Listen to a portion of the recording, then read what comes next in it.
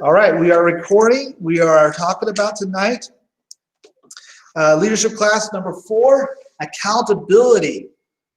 Accountability is fun. Now, first thing before we go much further is everything rises and falls on what? Leadership. That's right. So this is part of holding us to be accountable, helps us become better leaders. Let's just go jump in number 1. Oh, I forget every time I do this, and I say that every single week. I have to click here, and then this works.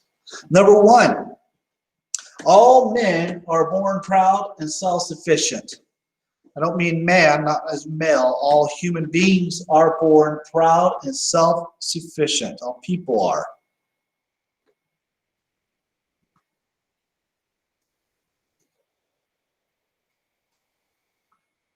I think your guys' papers say people, right? Mm-hmm. Yeah, this didn't get updated. I remember the phrase, an army of one. That was the Army slogan for years, army of one. Except it wasn't realistic because the Army doesn't work in one-man units. You know, they work with, I forget what they call them right now, having a blank. But they work in groups of people. And so, Abigail, if you want to say something, you just have to unmute yourself. I'm not going to read the texting or anything down there. Is that you? What is like the thingy in here? Which page is Leadership it? class number 4, accountability. Wait, hold up. I need What page are you on? 13. Page 13. Oh, 13. Oh, right. It's not number. what? Page 13. Okay. Never mind. I got it. You good? Okay. So we're not designed to be self-sufficient, though we often act like it. We like the John Wayne attitude of pull ourselves up by our bootstraps. I think our canyon really has that, but I am seeing that after the fact that the fires have changed society drastically because people are used to being able to take care of themselves all the time. But after the fires, many people became aware that they needed each other's support, and that is why we're to hold each other accountable, to take care of each other. That's what helps us be successful, and that's what helps us prevent us from failing. So God created us to need one another, and there's several verses. So we're going to go ahead and break right into these verses. Proverbs 11:2 says, "When pride comes, then comes dishonor, but with the humble is wisdom." When pride comes, then comes dishonor, but with the humble is wisdom. So, from Proverbs, does God seem to indicate that he thinks that being prideful is good or negative from your opinion? Negative. What does he want us to be? Humble. Okay, so this goes in direct contrast to much of our society. In fact, today I put up on Facebook talking about David. King David was being chased by, before he became, when David was still younger, he was being chased by King Saul. And King Saul is trying to hunt him down and kill him. Now, David had already received the blessing to become the next king. So he knew he was going to be the next king, that he was anointed. But at this point in time, Saul was still king. So as David is running and hiding, there's 2 different opportunities where David had the opportunity to kill King Saul and chose not to do it. And he said, "Who am I to kill God's anointed one? I'm not going to kill him." And so, even though Saul was a tyrant, even though Saul was directly opposing God and not listening to him, David went ahead and showed him grace, showed him humility. Instead of killing him and then taking his spot on the throne, he resisted that urge and showed honor to a man who did not earn it. And continued to try and kill him. Who continued to try and kill him. And he let God take care of King Saul. Then he took his rightful spot as king. Does that sound like America today? I don't know. I would say Americans mostly, if we don't like somebody, we want to get rid of them. We're not a very graceful people. We're not somebody who tends to show a lot of humbleness. We tend to be people who want to take care of ourselves and be self-focused. It goes contrast to our very nature. And now, it's not just America, it's nature of human beings. It's a sinful nature is what we're up against. So this is the opposite of what we often feel we should do. Pride goes before destruction, and the haughty spirit before stumbling. So when you think of haughty, what is that word? What does that remind you of? Naughty, What's that? naughty.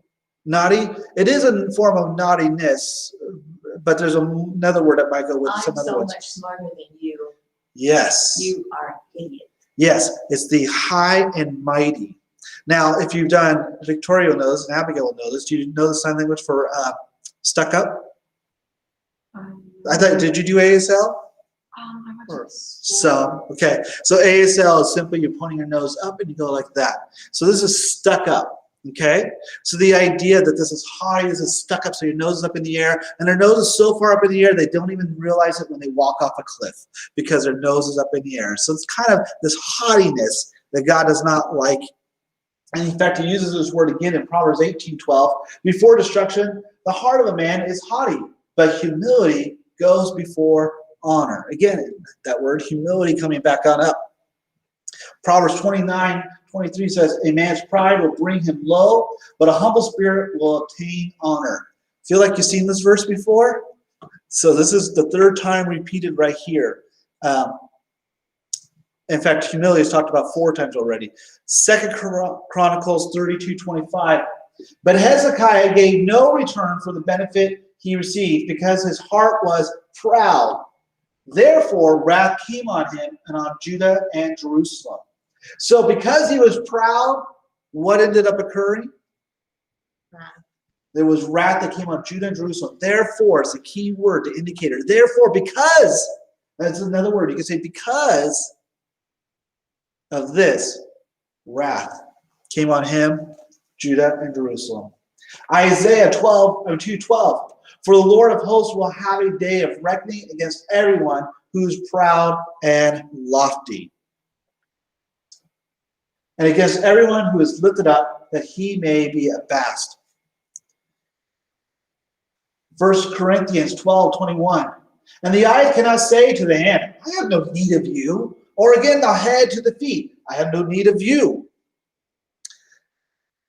Every part of the body needs each other. We're to hold each other accountable and to be humble. And so that's why even sharing your goals, there's a little bit of vulnerability there going on. You're humbling yourself to say, these are the goals, these are the things I'm working on that I want to change in my life. And by opening up, you're beginning that process, and hopefully you've been doing it more than just that. But it's that idea of holding each other accountable, being humble, not being proud, saying I can do this on my own, but allowing others to help you out. So again, God opposes the what? The haughty. The haughty, the proud, The high and mighty. the high and mighty. What does God honor and lift up? Mhm. The humble. The guy that doesn't want to draw attention to himself. Yeah. And now maybe he doesn't want to draw attention to himself. So he can still be famous. He can still be popular, but he's not seeking it. And I think of Tim Tebow. So he is somebody who God has blessed. And for a while, he was very, very famous. But I don't think he went out seeking it. But yet God gave it to him, and he was quite an icon for a while. And I still think of him. And I probably will for the rest of my life. So we want to be different than the rest of the world. We want to be humble. One of my favorite things is to say is I'm the most humble person I know. So, and it's true. Right, Abigail? You're lying. Yeah, I'm lying? Okay. That's no truth. Number 2, God created us with great potential, but it will never be achieved apart from the help of other men. I should say other people. I need to go through this lesson and fix it before next year. Why? Because Does the Bible say people or does it say man? the Bible says iron sharpens iron, so one man sharpens another. But the Well, word if that's what the man, Bible says, then that's what it should be. but the word man in this case is not masculine. It's meaning the generalization of human. So like you are man. I am man because we're part of mankind. If an alien were to come here and say, well, you are man, then that means you're weird. Not Does every that time. say man or men? What's that? Does that say man or men? When- Help of other men. Okay.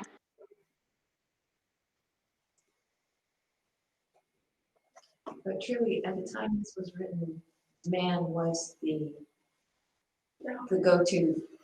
Yes. everything. I mean, it was all about man, not woman.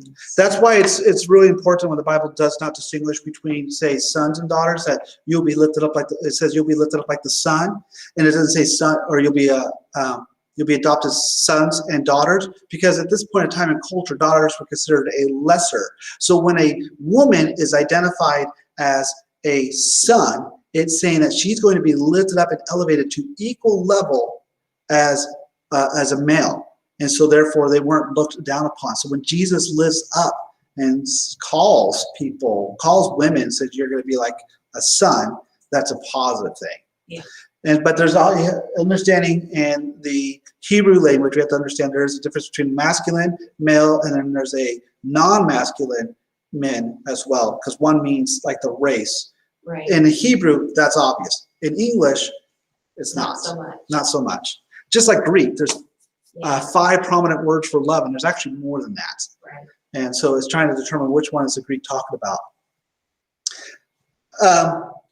So we don't always like to ask for help. It's I don't know. Men don't always. I'll just say men. I don't know about ladies. I don't always like to ask for help, but I know it's important for me to ask for help. When my son was born, Mason was born, at that point in time, I was working 2 jobs. My wife gets pregnant. We have a baby. We think everything's great. This is going to go so much fun. And then next thing I know is my wife has to spend the next month in the hospital. She had a bunch of complications afterwards, after about a month having a baby. So I had a brand new baby. I had 2 jobs, and I had a wife in the hospital. And it was an exhausting period of time. So going to the hospital is like a cesspool of disease. That's how our nurse friend, she described it. She's like, imagine it. It's like the waste, the dump of disease, and it's all there. And so I'm trying to encourage my wife. She's stuck in the hospital because she can't be with her baby now because I can't bring the baby in. I've got a 1-month-old baby, and I've got 2 jobs, and it's very, very stressful. So I had to ask for help. I had asked for my mom to come help out. I had asked for my aunt to come help out. And through asking different people for help, I was able to survive that month. But it was a very, very long month for me. But I was grateful once that passed. But learning how to ask each other for help, to encourage each other and build each other up. One of the things I love about when we're doing our memory verses is just the encouragement. When somebody does their memory verse, no matter how terrible somebody does it, I really love seeing it when everybody just kind of encourages them. I don't care if it's every other word, as long as there's that encouragement, that's really, really nice. It lifts that person up and encourages them. It makes it easier and easier and easier as we get further and further along down the road. And memorizing verses do get easier with practice, but it's often it's often easy to give up because at the beginning you're just like, this is exhausting, this is so hard. When you have other people encouraging you, you go, well, okay, I can do this next time. When I was younger, I did weightlifting. Never a whole lot of weight, but I remember having a spotter. And a spotter's job was to stand there and encourage me to go ahead and lift up one more time. And I remember being exhausted, going, okay, that's it. I'm done. And they'd be like, come on, you can do one more. You can do one more. And so, okay, all right, one more. Okay, I'm done. And they'd go, oh, come on, you can do one more. And they encouraged me to go beyond what I thought I was capable of doing. Nothing like having good cheerleaders. So to encourage, we need to have accountability. It's a support system within the church to help us grow, to encourage us, and to build us up. Proverbs 27 verse 17 says, iron sharpens iron, so one man sharpens another.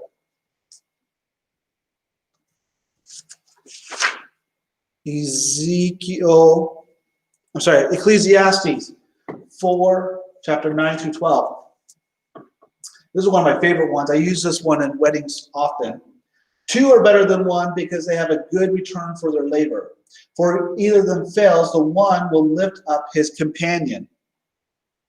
But woe to the one who falls when there is not another to lift him up. And if one overpower him who is alone, two can resist him. This is my favorite part. A cord of 3 strands is not quickly torn apart. So he went from 2 to 3. Why? What's that? Because God. Because of God. That's right. Because at first it's assuming that there's 2 people. But once you include God into it, so if you have 2 followers of Christ who are helping encouraging each other, now you have God involved in as well. And this is what I call the thickening of the Spirit. You'll hear this. I'll talk about this more with prayer. The more you have believers coming together, the more you have believers praying together, you get what's considered a thickening of the Spirit. But I will delve into that another day. So that's to come. There's your preview. So we want to make sure that we are helping each other, encouraging one another, so that way, and God will be with us, so that we won't be quickly torn apart. We'll lift each other up. Oh, I'm going to skip that story. There's a good story about a race, a marathon, but I'm not going to cover it tonight. Number 3, we will not finish a race. We will not finish the race with endurance without a lot of encouragement from other people.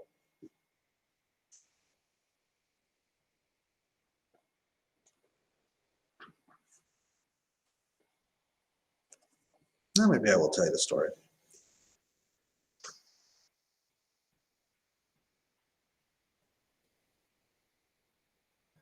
We will not finish. So it's finish, race, endurance, encouragement.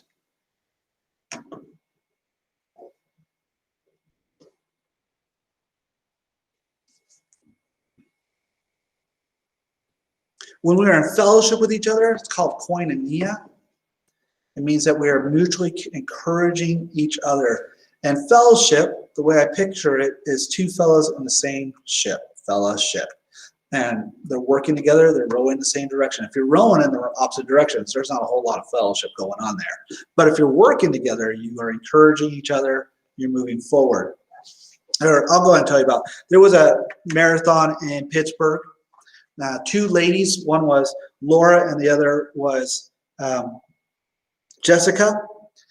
Laura and Jessica were not really, really well in shape by any means. Now, Laura had already run a marathon in the past, but the last time she ran a marathon, she got last place. And before she raced, she said, God, please just don't let me get last place. I just don't want to be in last place again. Well, as she's running and going through this marathon, about the last couple miles, she sees this other woman, Jessica, who's struggling, who's stumbling. And Jessica has never run in a marathon before. And she's tired and she wants to give up. And she's thinking, I'm done. I can't do this anymore. Until Laura comes up and just grabs her hand and says, come on. And for the last couple miles, they ran together, encouraging each other, holding each other's hands until they got to the finish line. And then everybody began to cheer for them and encourage them. And they both crossed the finish line together. What is the chances that Jessica would, based on what I just told you, that Jessica would not have completed the race without Laura? What's the chances? What do you think? What's the odds? And she wouldn't have. No. Most likely she would have given up. So what kept her going? Laura. Being drugged. Being drugged along. But somebody is saying you can do this. This is why people are important in our lives, to encourage us and push us on. 1 Samuel 23:16. And Jonathan, Saul's son, arose and went to David at Horesh and encouraged him in God. Deuteronomy 3:28.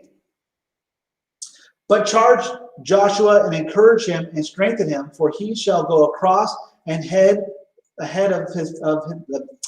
go across at the head of this people.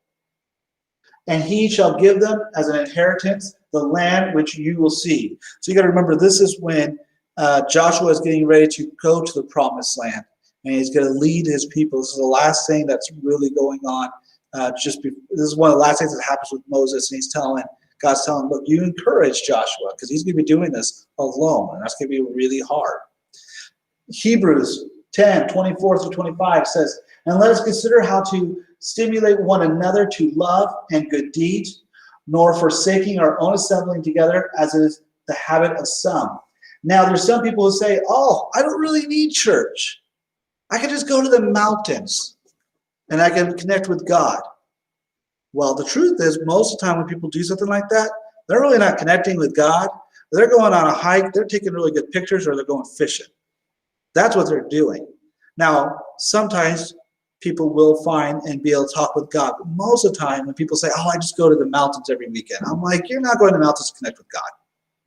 And you can't fill the biblical commandment of being with one another and encouraging each other unless you're with people.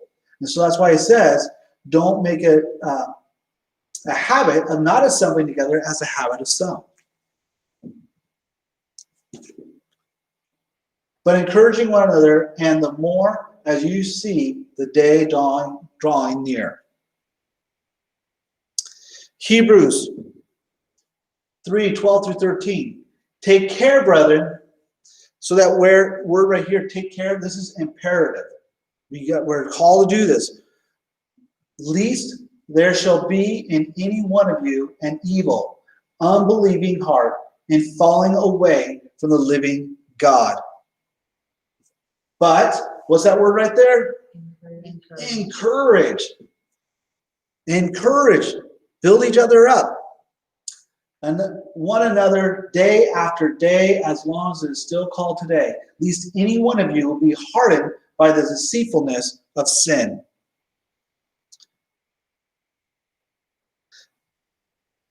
Gotta fix that one. 1 Thessalonians 2, verse 11 and 12. Just as you know how we were exhorting and encouraging and imploring each one of you as a father would his own children, so that you may walk in a manner worthy of God, who calls you into his own kingdom and glory. We are to encourage each other, build each other up, edify. That's another word right there, to build one another up. Number 4, we all need to make many important decisions. The more counsel we get from others, the better we will do in making good decisions. We all need to make many important decisions. The more counsel we get from others, the better we will do in making good decisions. And this is going to build into one of our other lessons later on about seeking wise counsel.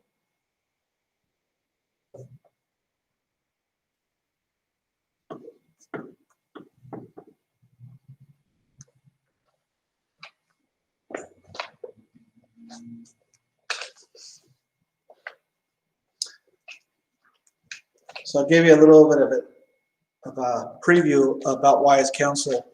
There's a difference between companions and friends. Companions are the people we say, hey, how are you doing? Did you watch this show last night? Wasn't that really good, this Dancing with the Stars? I'm so surprised I got voted off. That is a companion. A friend is somebody that you talk to and have a deep relationship with. Preferably, we want you to have deep relationships, not just have good relationships with Christians, but you need to have that as a foundation as well. Have good Christians that are going to encourage you, who are pursuing Jesus, and that are going to give you good advice or good counsel. Good advice is like saying, oh, I'll give you some good advice. Go ahead and bet on this race right here. That's good advice, because maybe they know something. You're going to win a little bit of money. Good counsel is someone saying, you know what you need to do? Let me help you pay off your debt. I notice that you're in debt. I want to help you off. This is a process I learned from Dave Ramsey. What you do is you pay off the one that don't go based on the percentage, what they charge you in interest. Go based on how much you actually owe on your smallest credit card. So you go to your credit card. This one has $250 and this one is $2,000.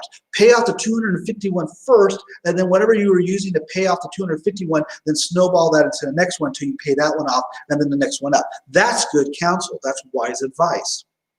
Even though mathematically you say that's not good, I won't get into it. It's actually, though, people are more likely statistically to succeed if they follow the smallest amount first. Now, all of us can be misled, even myself. And there's been times where I've had to make decisions here where I thought it was a really good advice until I sat down with the elder board and we talked about it. And I go, maybe that's not such a good idea. And so I sought good advice, good counsel. And then what you do is you go out and talk to different people that are godly people. You get good counsel, and you kind of find the harmony. What is the harmony of everyone saying that they see that I don't maybe not see? And then we take that counsel, and if it sounds like there's a harmony that we can kind of sense there, we take it to Scripture and go, does this fit with Scripture? If it does not fit with Scripture, then it's not good advice. But if it does, then there's a good chance it's a good decision. 1 Corinthians 3:18. Let no man deceive himself. If any man among you thinks that he is wise in this age, let him become foolish when he may become wise. So he thinks by himself, I am so smart, but he's not. Proverbs 27:9. Oil and perfume make the heart glad, so a man's counsel is sweet to his friends. There you go, a pleasing aroma. Good counsel from good friends is a pleasing aroma. A man has joy in an apt answer, and how delightful is a timely word. You ever have one of those moments where someone said something to you and it was just the right timing and you needed that? Timing is everything. It is. It really does play. So you have good friends who know when to say it. And I love it when God speaks through somebody and they give them the right words at exactly the right time. And they're like, they walk away like, dang, I'm good. But they don't understand where it came from, that it came from God, that God is speaking through them. They're like, I don't know where that came from, but that is awesome. And then they wish they could do that all the time. At least I do. Doesn't always happen though. Sometimes it catches you though, did I really say that? Yeah, did I say that? Where Where'd that come from? Yes. I've had that plenty of times. On Sundays, in fact, sometimes I'll say something, I'm like, I didn't plan that one out. That was a good one, God. Or did I So, say that out loud? yes. Proverbs 1:5, a wise man will hear and increase in learning, and a man of understanding will acquire wise counsel. You want to be wise? Then seek wise counsel. Proverbs 11:14, where there is no guidance, the people fall, but in an abundance of counselors, there is victory. See how this is different? Because this person is humble enough that they are seeking counsel. But a prideful person, do they seek counsel? No, they know it all. They know it all, so they don't need it. Who is God against? Pride. God is against the prideful, the proud, but he is for the humble. Because you're willing to listen. Yep. Proverbs 12:15. The way of the fool is right in his own eyes, but the wise man is he who listens to counsel. Proverbs 15:22. Without consolation, plans are frustrated, but with many counselors, they succeed. It's funny because I actually use this. I work with, how do I say this? There's a game that I play on my phone, and I used to be the leader of this game, or this group again. This is what's called a clan. And I had since promoted somebody else to become the new clan leader. And I have actually quoted these verses directly. He doesn't know this from Scripture. So I have quoted them. And he's like, wow, that's really good. I'm like, yeah, sounds like I came up with it, but I didn't. So he doesn't know I'm using Scripture with him. Number 5, God gives grace. He doesn't give it to us directly, but through others. We receive it by being in humble relationships. And I'm not talking about just the grace you receive from salvation. I'm talking beyond that. God gives grace. He doesn't give it to us directly, but through others. We receive it by being in humble relationships. When we are humble, that is a biblical view of ourself. It's having a right view of ourselves. Grace is being forgiven by others. We can't receive that unless we are in relationship to other people. Just like we can't receive grace from God unless we are in a relationship with him. So we're to teach our children to be humble and graceful to each other. That is the number one goal. Abigail, that is a number one goal, to show grace and humility, or be humble and show grace to your siblings. Just letting you know that's going to be on the test.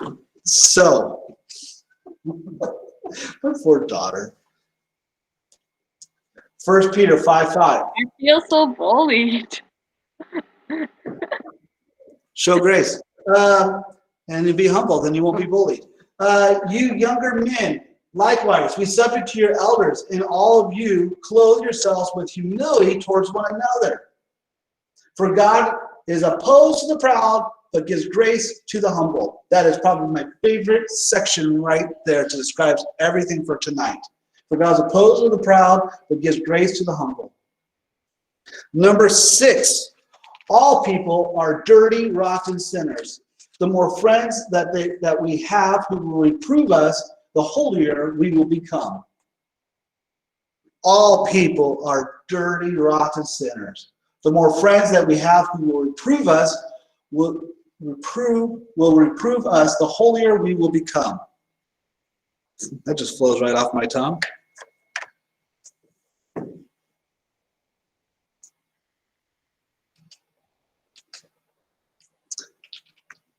Those who will reprove us will help us to make better decisions, better choices. They're like a coach. When I was younger, I had coaches that would encourage me and help me do better and push me. Otherwise, we won't become more holy because we are dirty, rotten sinners, and we will do what is wise in our own eyes. If you look at the last line, if you look at the book of Judges, Judges is really kind of cool book because you watch a slow progression and a decline of an entire nation. The first judge is really good. The second judge, Deborah, she's really good. Then you get down to like the third and fourth judge, you get people like Gideon who are kind of wimpy. Then you get down to the last couple judges, three judges, and they're really bad. One of them being Samson, and are just really self-focused. And you watch just this decline of people. And at the end of the book of Judges, and it says, and everybody did what was right in their own eyes. They were just selfish, sinful people. And that is mankind. That is what happens to us. But if we have other people who are encouraging us, holding us accountable, building each other up, then that changes things. Then we'll be more holy. Psalm 141, verse 5. Let the righteous smite me in kindness and reprove me. It is oil upon the head. Do not let my head refuse it. Let the righteous, what's that? Smite me in kindness. What is he saying right there? Basically beat me up with kindness. Yeah. What would be another way of saying that? What would be a way that we might say this in English today? Essentially, it's like a slap in the face. Wake up. But in a kind way. Exactly. Being merciful. Be honest. But be kind. Do it with humility. Encourage each other. But yeah, when I'm sitting down, I'm really getting annoyed with my oldest son lately because he's really trying to help me lose weight. And so when I pulled out the piece of pie, one of the leftover pieces of pie, he goes, will that help you lose weight? No, it won't help you lose weight. Be quiet, child. You're the one who said that you want do you want to go to your room all night? Go to your room. But he's trying to help me. He's being kind. He's pointing out the fact. Dad, do you want to be fat? No. But he's doing it with humility and kindness. And I love that. And reprove me. That is done in reproof. Are you doing that to be despiteful? How are we reproving other people when we're doing it in kindness? Gentle persuasion. Yeah. We're doing it in love. We're just encouraging them.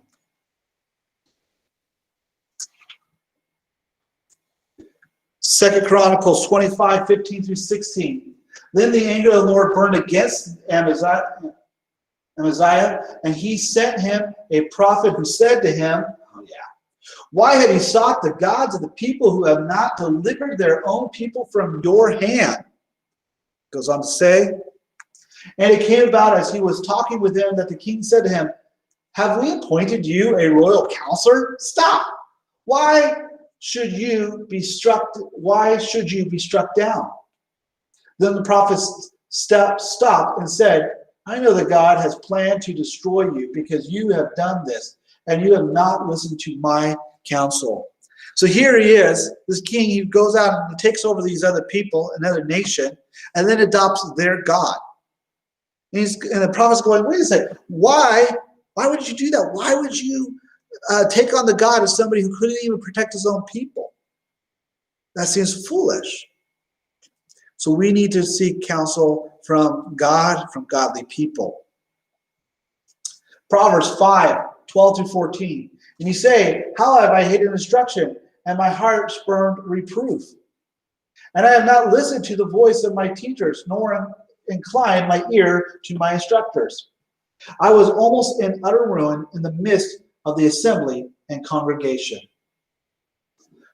Proverbs 12:1. Whoever loves discipline loves knowledge, but he who hates reproof is stupid. And in Hebrew, this word right here, stupid, means stupid. That's what it means. So if you want God to think that you are being wise, then go ahead and accept discipline and knowledge. But if you want God to think you're stupid, then act stupid. Who hates reproof, who hates any type of discipline or encouragement or correction. Proverbs 13:18. Poverty and shame will come to him who neglects discipline, but who regards reproof will be honored.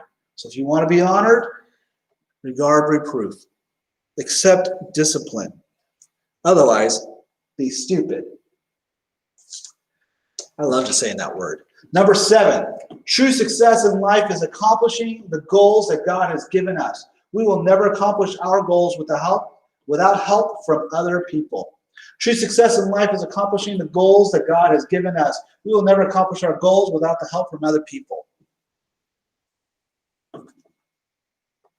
They help motivate us when we're burned out or discouraged, push us forward. Sometimes they give us a hug. Let us know if everything's going to be okay. They ask questions.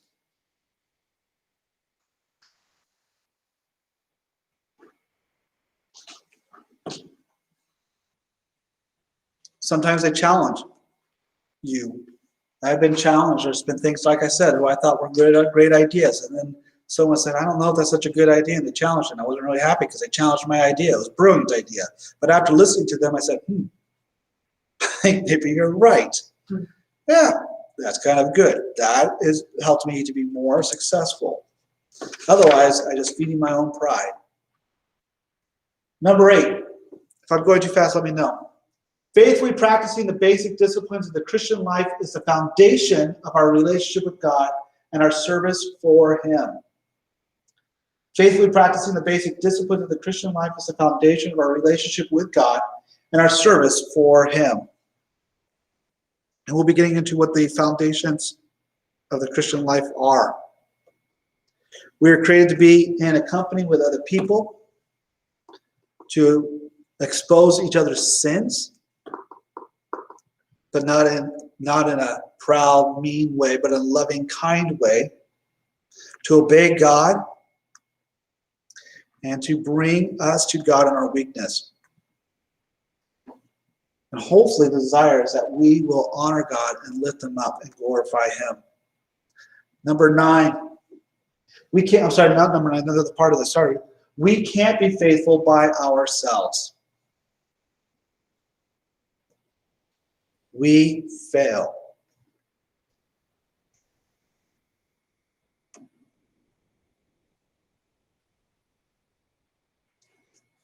Number 9, God is pleased when we deliberately choose to seek help from other men or people because we know that is the way God made life to work best.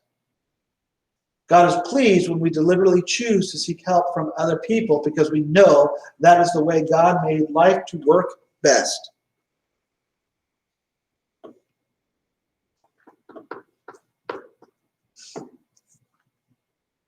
And number 10, encouragement, reproving, counsel, and accountability happens best in established relationships where permission is given. This is really important. This last time I hit on. And it works best in established relationships where permission is given. So you have permission to hold me accountable to my goals. And now that I'm getting your guys' goal sheets, I'm going to be looking at we're going to make copies of them tonight, or you email them to me. Thank you. And I'm going to be encouraging you. So I'm letting you know, you just by giving it to me, by taking the class, you're giving me permission to help encourage you and say, how are you doing in this? How's this going? And you are to do the same thing towards me. I'm giving you that permission just as much. And that's why you have my sheet. And that's why I'd be honest when I change things and say, yeah, I'm not shooting for 205 anymore. I was really maybe overzealous. So I'm going for 210. So I'm going to reach that.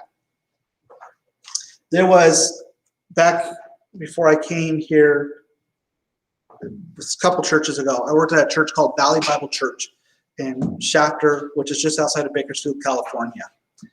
And in that church, I had a friend come visit the church. She's a mature Christian woman, and she came to the church and she saw one of our teenage girls walking around the campus, and that she was wearing an outfit that was too revealing. And so my friend, not someone who goes to this church regularly, followed this young lady into the bathroom and then confronted her about her outfit, saying, your outfit is too revealing. You shouldn't be wearing that. Now, this young lady who was a teenager had no idea who this other person was. How well do you think that was accepted? It wasn't. It wasn't. Why? Flip out. You flip out? Yeah. Like, that's just like girls do. Yeah. Well, why? Why would she flip out? Mind your own business.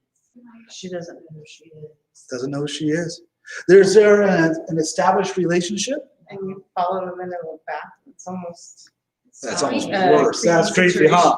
Yeah. So there's no established relationship and no permission given.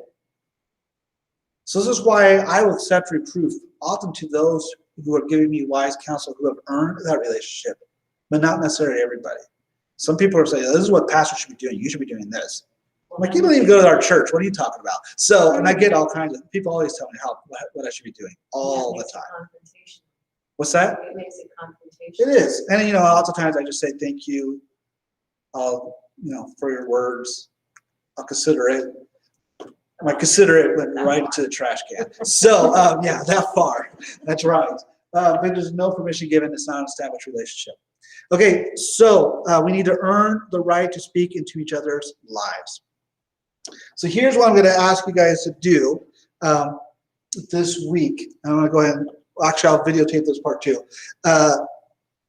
To memorize the next verse. The next verse we're going on to is going to Isaiah 32:8. So we'll be in Isaiah 32, verse 8. We're going to memorize that verse. Remember to keep up on your other ones from Ezekiel, from Psalms, from Joshua. So we're going to do that. That's normal. You're going to have you guys study your quiz and get ready. So somebody didn't have a quiz. Who was that? Dana's the one that, like, oh yeah, okay, that's what it was. So study your quiz and take the quiz, and then we're going to ask each other how we did on the quiz. Not every single week will we talk about the quiz, nor sometimes we may even skip the memory verse every once in a while, and just to mix it up. And then the last thing you're to do, this is your big homework assignment, is that every single day you read your goals. From this point forward until this class is over, every day, tape it onto your bathroom mirror, put it inside a cabinet that you open up every single day, put it somewhere where you'll see it, and you'll read your goals every single day. And because goals that are repeated and we remind ourselves, then we're more likely to accomplish. If we write them out and don't read them, then the chances of actually succeeding are minimal. Okay, so I'm going to go ahead and stop the video now. Stop recording. Yes, stop.